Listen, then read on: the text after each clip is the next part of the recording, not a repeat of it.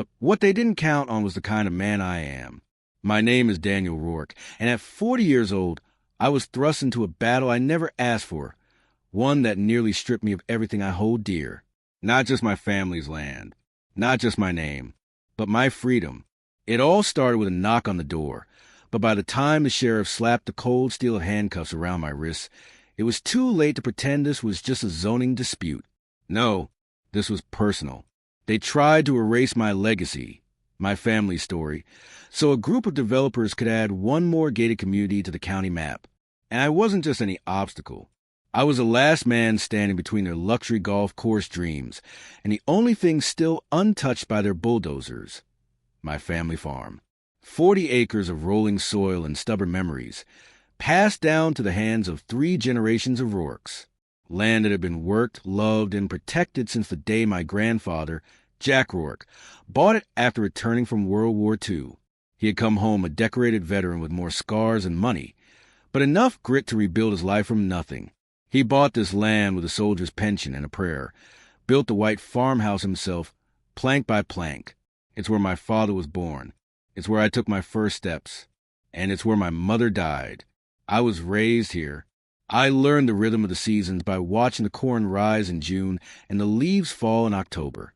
I learned about sacrifice by watching my father serve overseas. And I learned about honor from my grandfather, who taught me that land isn't just dirt. It's memory. It's sacrifice. It's family. My father, unlike his father, chose a different path. He didn't stay to farm. He joined the Army and never really looked back, eventually earning his stars and a position inside the Pentagon. His world was war rooms and briefings. Mine was fence posts and frost lines. We lived in different orbits. But when my grandfather passed 5 years ago, something in me shifted. I walked away from my job in construction and came back to the only place that ever felt real. My dad supported the decision, even if I knew deep down he wished I'd taken the officer's commission. But he didn't push it. All he said was, "Someone needs to keep the land." At the time, I thought that was the end of it, that I could rebuild in peace. That maybe, just maybe, the county would leave an old farm and a quiet man alone. I was wrong. Last spring, everything changed. Not with a fight, not with a fire, but with a low rumble of bulldozers just past the southern ridge. They called it High Ridge Estates. Modern luxury living, designer homes, private gyms, synthetic grass lawns that never needed mowing, and all of it wrapped around 3 sides of my farm like a velvet noose. It was subtle at first. Neighbors who winced at the smell of fertilizer. Cars that swerved wide around my old red tractor as I made my supply runs. A few disapproving glances as I pulled up to the post office in muddy boots. But soon, the letters started coming. First from the county, then from a group I had never even heard of, the High Ridge Homeowners Association. Apparently, my farm, the same land that had been here for nearly a century, was now aesthetic non-compliant and designated as an area of concern. 5 years of peaceful farming. No complaints. No citations. No issues. Suddenly, I was the problem that needed solving. I didn't know it then, but the war had already begun. They just hadn't told me yet. I was born on this land, just like my father before me. 40 acres tucked outside the small town of Hollow Creek, where time moves slow and every neighbor knows your name until they don't. My grandfather, Jack Rourke, bought the farm after coming home from the Pacific. He didn't talk much about the war, but you could see it in the way he worked the land. Precise, tireless, like everything had to matter or none of it did. The white farmhouse he built still stands. Faded now, but solid. The porch creaks underfoot, and the wind sneaks through the old window frames in the winter, but it's home. Always has been. I grew up chasing chickens through the tall grass and riding beside Grandpa on the tractor before my feet could even reach the floor. But as I got older, the farm became less of a playground and more of a responsibility. My father, Matthew Rourke, chose the Army. His path led him to war zones and government offices. Mine led me back here, to crack soil, early mornings, and honest work. 5 years ago, when my grandfather passed, I left my construction job in Raleigh and came back to run the farm full-time. My father didn't argue. He simply said, "Someone needs to keep the land." So I did. For a while, things were quiet. I kept the fields going, fixed the roof, tended to the animals, and kept my head down. The county left me alone. The neighbors were friendly, even if most of them were newer folks who didn't understand why I still did things the old way. Then last spring, things started to change. It began with a sound I couldn't place. Heavy machines just over the ridge. Earth movers. Graders. The kind of machinery that doesn't show up unless someone's planning to build something big. They called it high ridge estates. Luxury homes. Private clubhouses. Custom landscaping. The kind of development that pretends it's nature-friendly because they leave one tree standing on every lot. Within months, my farm was boxing, 3 sides surrounded by concrete driveways and manicured lawns. The contrast was jarring. My rusted tractor sat across from 4-car garages. My weathered barn cast a long shadow over their white-columned entryways. I didn't think much of it at first. Let them build. I was here first. Live and let live. But they didn't see it that way. The letters started coming in late summer. First from the county zoning office, then from an unfamiliar name, High Ridge HOA. They said my property posed aesthetic concerns, that my farming practices, routine for decades, were suddenly considered disruptive to the new community vision. 5 years without a single issue. Then, overnight, I became a nuisance. The writing was on the wall. I just hadn't read it yet. It was a Tuesday morning when he showed up. A black SUV rolled slowly down my gravel driveway, tires kicking up dust that hung in the air like a warning. Out stepped a man in a crisp gray suit and polished shoes that didn't belong anywhere near hay bales or chicken coops. He introduced himself as Richard Vaughn, president of the High Ridge Homeowners Association. His handshake was firm, but his smile never reached his eyes. "Beautiful piece of history you got here," he said, glancing around at the bar on the porch, the faded American flag above my shed. But his gaze wasn't appreciative. It was calculating. "I'm sure you're aware of the changes happening in this area." Without waiting for a reply, he followed me into the kitchen and unfurled a glossy map across my table. It showed luxury homes in neat rows, a private tennis club, a gated entrance, and a blank rectangular space right in the middle, the exact shape and size of my farm. "We're creating the most exclusive residential community in the county," he said. "Property values have already doubled since construction began." Then he pointed to my land. "The only issue is your property no longer aligns with the vision of the neighborhood." I stared at him. "You mean the vision your developers are pushing?" He didn't flinch.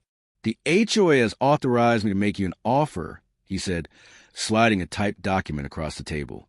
The number was high. I'll admit that. It was more money than I'd ever seen in one place. But it was also well below what nearby parcels had sold for. "This is 60 cents on the dollar," I said flatly. He shrugged. "We factored in demolition costs and environmental remediation. Your buildings are outdated. The land's been used for agricultural purposes. It would take time to make it community ready." I pushed the paper back toward him. "My family has farmed this land for 3 generations. It's not for sale." For the first time, he looked genuinely surprised. Men like Vaughn weren't used to hearing no. "I understand the sentiment," he said, folding the offer neatly. "But you're a practical man. You must see that progress is inevitable. This area is changing. Then it can change around me." His mask slipped for just a second. "Mr. Rourke," he said, his tone cooling. "As this community develops, the county will be enforcing updated ordinances, noise, appearance, environmental impact. Farming may no longer be practical here." I didn't blink. "I've already looked into the regulations. My farm is grandfathered in. Existing agricultural properties are exempt." His brow lifted just enough to acknowledge I'd done my homework. "Well," he said, standing, "regulations can change. And the county commission is quite supportive of our long-term plans." He left his card on the table. "You have 30 days to consider the offer. After that, I can't guarantee the same terms. I hope you'll think carefully, for your own sake." And just like that, he was gone. The dust hadn't even settled outside When I sat back down at the table, his business card stared up at me like a quiet threat. I thought about calling my father. At 59, now a general station at the Pentagon, he still had connections that could make problems like this disappear with one phone call. But I had never leaned on his rank. When I turned down a spot at the military academy and chose agricultural college instead, I made a promise to stand on my own. This farm was my responsibility, not his. I tucked Vaughn's card in the junk drawer and went back to fixing the irrigation line. If they wanted to fight, they'd come to the right place. In the weeks that followed, it became clear. Vaughn's offer hadn't been a proposal. It was a warning. The pressure started small, petty, almost easy to ignore. First came a noise complaint from the same neighbors who waved politely just a few months earlier. Apparently, running my tractor before 7 a.m., something I'd done for years without issue, was now disruptive. Then a county animal control officer showed up unannounced, citing vague concerns about my livestock's welfare. My animals were healthy, well-fed. I kept their pens clean and water fresh. But she took photos anyway and left with a tight smile. After that, things escalated. Whenever I drove my truck through the new development to reach the shared access road, security vehicles started trailing me. Neighbors held their noses as I passed, some even pulling their kids inside like I was carrying something contagious. It didn't take long to connect the dots. Vaughn returned. Then again, 3 visits in 3 weeks. Each time his offer climbed higher. Each time, the pressure behind it did too. The board is growing impatient, he said on his last visit, voice clipped. We've invested too much to let one stubborn farmer derail the entire community plan. I didn't say a word, but then I made a mistake. I looked into Sheriff Thomas Carver. He'd been elected barely a year ago, with a flashy campaign funded by, no surprise here, local business leaders, including several developers tied to the High Ridge project. It got worse. Turns out, Carver wasn't just connected to Vaughn, he was his brother-in-law. And even more conveniently, the sheriff had recently purchased 3 lots inside the development, at prices well below market value. Suddenly, I understood why he had personally responded to my rooster's noise complaint. He pulled into my drive that morning, cruiser spotless, boots polished. He didn't even bother pretending it was about to call. You know, Rourke, he said, glancing at my barn, I've got people asking why you're being so difficult. This development's bringing in more tax revenue, better infrastructure. It's good for the county. My family's been paying taxes here since 1947. I replied evenly. Never had a complaint until the houses went up. He shrugged. Times change. Young farmers like you need to adapt. He didn't finish the sentence. He didn't have to. That night, Edna Jackson, my elderly neighbor from 2 farms over, stopped by with a pie and a warning. Tom, she said quietly, before I sold my land, I had 3 surprise inspections in 2 months. Water tests, building code violations, health department visits I'd never seen in 30 years. And every single one, she added, came with Sheriff Carver's signature. I nodded. I appreciated the warning, even if I already saw the pattern forming. This wasn't law enforcement. This wasn't civic concern. It was a squeeze play, one complaint at a time, one fine at a time, until I either sold or broke. A week later, a certified letter arrived, thick envelope, county seal, official language. Inside was a citation citing agricultural runoff concerns and ordering immediate soil and water testing at my expense. The kicker? The environmental officer who showed up to collect samples wore a High Ridge Estates baseball cap. They weren't even pretending to hide the connection anymore. Later that same day, I caught 3 teenagers from the development throwing rocks at my chickens. When I called the sheriff's office, the dispatcher said all deputies were currently handling higher priority incidents. Of course they were. That night, I sat on the porch, phone in hand, staring at my father's number. General Matthew Rourke, 4 stars, 59 years old, a man with authority that reached places no county official would dare to tread. But our relationship was complicated. After my mother died, He buried himself in the military. I stayed with my grandparents on the farm. We respected each other, but we were never close, and I'd spent my entire adult life proving I didn't need his help. Still, I knew one thing. If I called him, really called him, things would move. I didn't dial. Instead, I called a local attorney, a woman named Laura Kim, who'd handled a few boundary disputes and property rights cases. She listened quietly as I laid everything out. When I finished, her response was blunt. They're building a paper trail to force you out. I've seen it before. Farmers squeezed by deep-pocketed developers and their friends in local government. If you want to fight this, you're going to need more than just principle. You'll need evidence. A lot of it. I hung up with a knot in my chest. This wasn't just about my farm anymore. It was about power, how it moves quietly, legally, and with a smile. It was about how easy it is to take something from someone when no one's watching, when no one cares.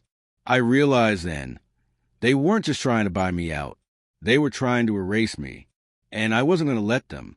It was exactly 1 month to the day since Vaughn first laid that glossy map across my kitchen table when Sheriff Carver's cruiser came rolling back down my drive. I was splitting firewood near the barn when he arrived. I didn't stop. I didn't even slow down.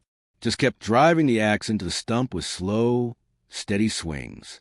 "Morning, Rourke," he called out, thumbs hooked in his belt. "Got a few things we need to talk about." I finished the next swing, left the axe lodged in the block, and finally wiped my hands. "Seems like you already made the time," I said. He pulled a folded document from the inside of his vest. "Let's keep it simple," he began, not bothering with small talk. "We've conducted an initial assessment of your property. You've got a list of violations stacking up: agricultural waste mismanagement, unpermitted outbuildings, outdated electrical systems." He ticked them off like he was reading from a grocery list. "The county's been lenient out of respect for your family, but that grace only goes so far." I met his eyes. Funny how none of these were a problem until High Ridge moved in. He didn't deny it. Instead, he handed me a printed estimate.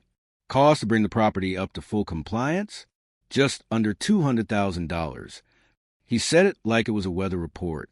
That number? It was more than the farm's entire annual income.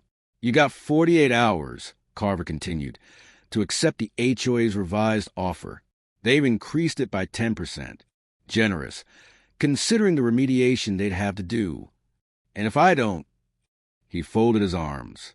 "Every day after that, we'll start issuing fines. They'll add up quick. At a certain point, the property value will fall below the amount owed. And when that happens, the county will seize it." He didn't have to say the word. Foreclosure. It hung in the air like the smoke from my wood stove on a windless night. This wasn't negotiation. It was extortion with a badge. I thought about mentioning my father right then, dropping his name, letting it slip that General Matthew Rourke might take a sudden interest in a corrupt sheriff harassing his son.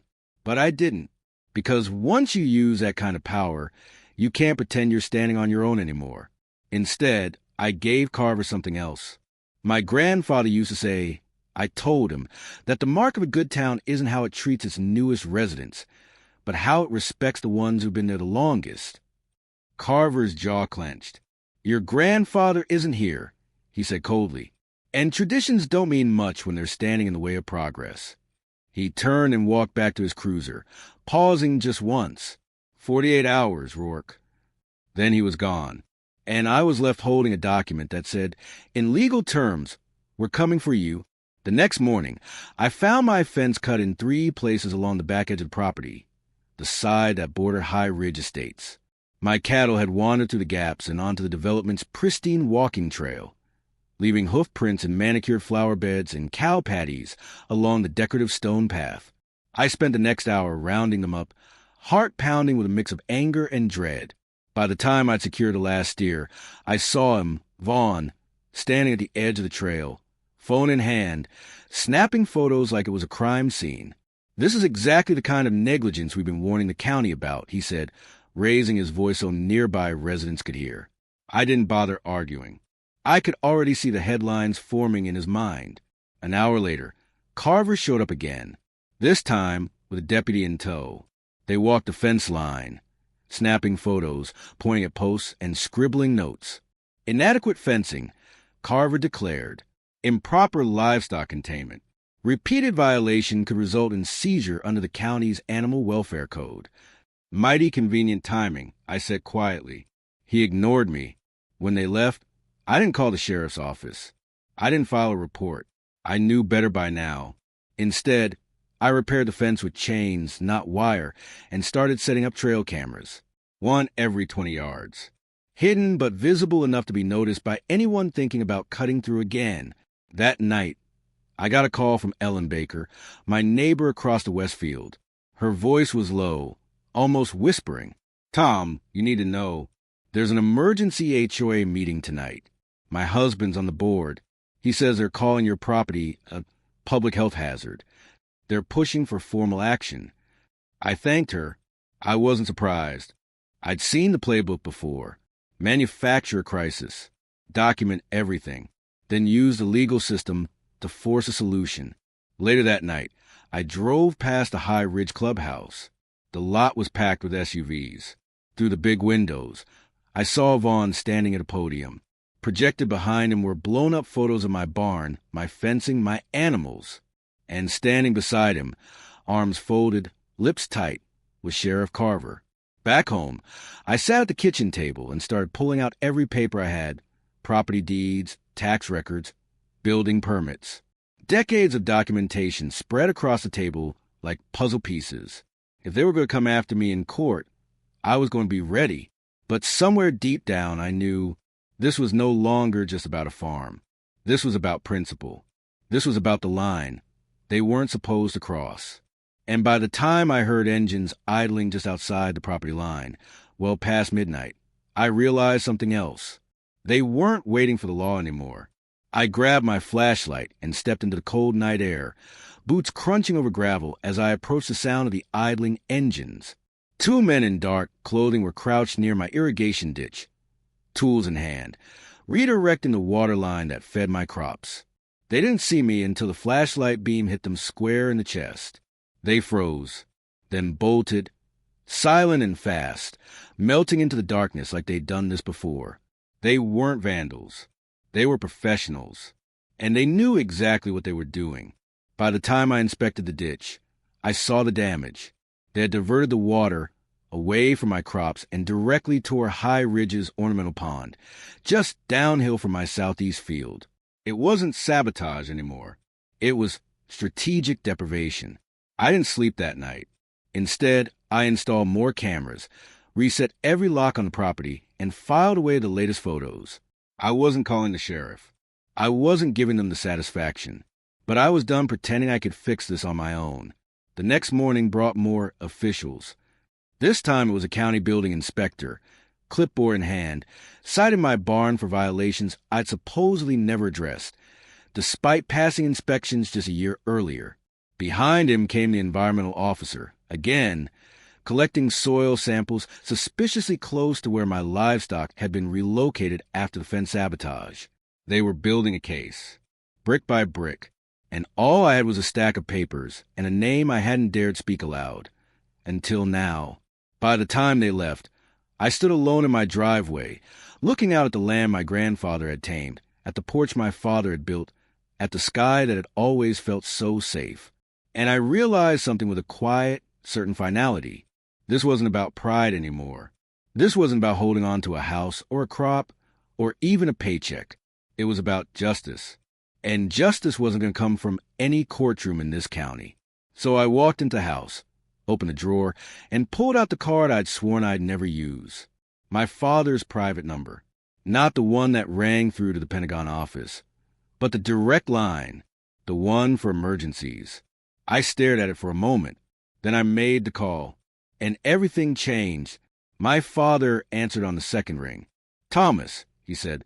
No questions, no hesitation. Just that solid, unwavering tone I'd heard in every childhood memory where he was home long enough to give advice. I told him everything. Every citation, every visit, every silent threat tucked inside official letters. When I finished, he paused. Then he said 5 words. "I'll take care of it." And he hung up. That was all. But I knew what that meant. For 40 years, I had worked to build a life separate from his shadow, a man whose name held weight in Washington, who'd spent decades commanding forces across the globe. But now, that shadow wasn't a burden. It was a shield. 3 days later, Sheriff Carver returned. But this time, he didn't come alone. 2 deputies followed behind him, cruiser lights flashing. It wasn't just a visit. It was a show of force. I was under my tractor, greased to the elbows. When they pulled up, Carver approached like he owned the place, hand resting casually near his holster. Thomas Rourke. He called out, voice overly formal. "We have warrants." I stood slowly, wiping my hands on an old rag. Warrants for what? He held up a stack of papers, too thick for the few minor violations they'd accused me of. Improper livestock containment, unauthorized water diversion, operating unsafe structures, failure to address hazardous waste concerns. I stared at him, blood pounding in my ears. "You're arresting me for farming?" He smirked. "You were warned." In the distance, parked just beyond the county easement, I saw them, Vaughn and several members of the HOA board, standing by their luxury SUVs watching, grinning. "Turn around and place your hands behind your back," Carver ordered. My jaw clenched. Every instinct screamed, "Don't comply." But I'd made the call. Help was coming. And now, I needed to let this play out on record.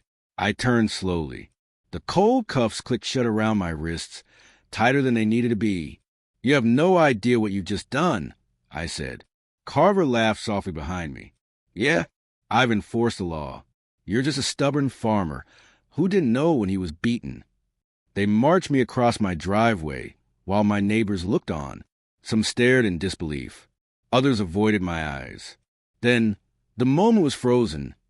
Me in handcuffs, protesting, Vaughn looking on smugly, the sheriff tightening his grip. What they didn't know, what they couldn't possibly imagine, was that wheels had already begun turning far beyond Hollow Creek. Because the man they were hauling away wasn't just some farmer. He was a general's son. And the last person you want to bully is someone with nothing left to lose. They drove me straight to the county jail. Sheriff Carver himself behind the wheel, talking the whole way like this was some lesson I needed to learn. "Should have taken the deal, Rourke," he said. "You'll understand someday. Progress waits for no one." I didn't respond, because I knew something he didn't. By the time they paraded me through the front entrance, not the prisoner intake, mind you, but the lobby where a few locals had gathered, my father had already acted. 20 minutes into booking, 2 black SUVs pulled up outside the jail, the kind with federal plates, and doors that don't open unless you're on a list. 2 men in civilian clothes, sharp-eyed and quiet, stepped through the doors and flashed credentials. I didn't hear everything they said, but the booking officer straightened up like someone had slapped him. A few minutes later, they found Carver. "We're taking custody of Mr. Rourke," one of them said. "Jurisdictional matter." The sheriff sputtered, confused and cornered. "This is a local issue, county enforcement. We follow due process." "Then you won't mind explaining it," the agent said calmly, "to the Department of Defense." Carver went pale. My cuffs were removed. No charges were filed. No paperwork signed. Just a quiet release and a simple whisper from one of the men before we left. "The general sends his regards. Reinforcements are inbound." Back at the farm, the fallout began. Colonel James Reeves and Major Anthony Davis, military legal officers from the Judge Advocate General's Corps, were now leading an official federal inquiry. They took statements, collected my documents, downloaded footage from the trail cameras. "You're not the only one," Colonel Reeves said. "Other cases just like yours are popping up in neighboring counties. Developers using local officials to force people off land they've lived on for generations. And mine? It was about to become the case that blew it all open. Within 72 hours, a federal injunction froze all actions against my property. County enforcement was suspended. Vaughn stopped returning calls. Carver went silent. Then came the courthouse hearing. It was standing room only. Farmers, reporters, lawyers, residents. People from both sides of the divide filled every seat. The HOA spoke first. Vaughn painted me as a holdout, a troublemaker, someone refusing to adapt. Carver followed, reading from carefully prepared statements, trying to frame the escalating enforcement as simple protocol. But then the doors opened, and in walked General Matthew Rourke, 4 stars on each shoulder, medals lined in rows, and a presence that made the entire room fall silent. He took the podium with calm clarity and laid it all bare, the evidence, the timelines, the political connections. He didn't speak for long, just long enough to make the truth undeniable. This wasn't about zoning. This was about power, abuse, and greed. By the time he finished, the county commission had voted, unanimously, to suspend all enforcement and launch a formal ethics investigation. Carver resigned 2 weeks later. Vaughn disappeared from the public eye, and the development company that had once circled like vultures, they backed out entirely, quietly, quickly, and without fanfare. 3 months later, new legislation passed through the State House, the Landowner Protections Act, strengthening safeguards for agricultural property owners statewide. But for me, the victory wasn't just in the courtroom. It came one morning, standing beside my father on the porch of the old farmhouse, 2 mugs of coffee between us and 40 untouched acres stretching out beneath the rising sun. "I should have called you sooner," I said.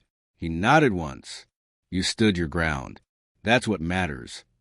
We didn't say much after that. We didn't need to, because for the first time in a long time, we understood each other. Wherever you're watching from, let us know in the comments. Have you ever seen power misused in your own town? Would you have stood your ground or walked away? Because sometimes the fight for justice doesn't happen in courtrooms or war zones. Sometimes it happens in your own backyard. And sometimes the ones who stand alone aren't truly alone after all.